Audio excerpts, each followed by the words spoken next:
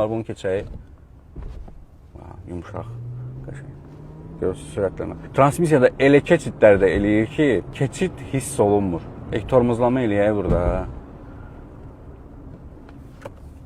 Burada dövrə var, bir dənə belə fırlanaq. Yellənmə effekti çox azdır avtomobildə. Yəni, buraxırsan sanki su üstündə üzür maşın. Trampolinə gəldi yenə, buraxdım. 20 ilə keçdi onu. Sərt hiss eləmirsən. Yenə mən deyirəm ki, Sesior bundan dəhşət yumuşaq maşındır. O da pnevmaskaya görədir. Əgər bu Lexusda pnevmaska olsaydı, əminəm ki, eyni yumuşaqlıq effekti olacaqdı. Sükan eyni dönmə effekti verir, yumuşaqlıq eyni dərəcədədir sükanda da. Burada fərqli bir şey yoxdur.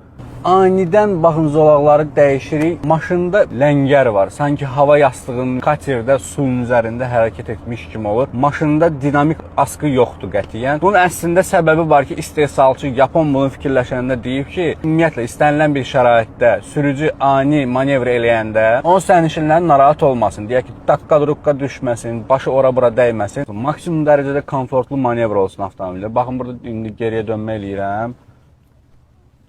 Geriyə dönmə eləyirik, maşının qətiyyən sərtliyi yoxdur. Lexusun əslində yumuşaqlıq anlamı elə budur.